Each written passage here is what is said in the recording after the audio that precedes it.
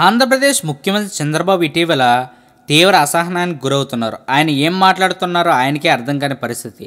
తాజాగా సీఎం చేసిన వ్యాఖ్యలు విమర్శలకు దారితీస్తుంది. నిన్న జరిగిన అసెంబ్లీ సమావేశాల్లో చంద్రబాబు అసహనం కట్టలు తెగింది. ప్రతిపక్ష పార్టీకి ఎదురుదాడికి దిగిన బాబు నోటికొచ్చినట్లు మాట్లాడారు. అలాగా జనం, అబద్ధాలు, తిన్నింటి వాసాలు, న్యూసెన్స్, గుండెల్లో నిద్రపోతా, మీ బండారం బయట పెడతా, మీ అంతు చూస్తా, పుట్టగతులుండవు వంటి పదాలతో ఊగిపోయారు.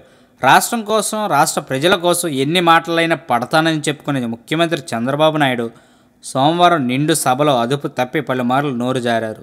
గవర్నర్ ప్రసంగానికి ధన్యవాదాలు చెప్పే తీర్మానంపై చర్చ సందర్భంగా వైఎస్ఆర్సీపీ అధ్యక్షుడు, ప్రధాన ప్రతిపక్ష నాయకుడు వైఎస్ జగన్మోహన్ రెడ్డి అడిగిన వివరణలకు జవాబు చెప్పలేక ముఖ్యమంత్రి ఎదురుదాడికి దిగారు. దాదాపు 3 గంటల పాటు సుదీర్ఘ ప్రసంగం చేస్తున్నంతసేపు మామూలుగానే ఉన్న చంద్రబాబు విపక్ష నేత వివరణలు అడిగినప్పుడు చివరి అరగంటలో మాత్రం రెచ్చిపోయారు.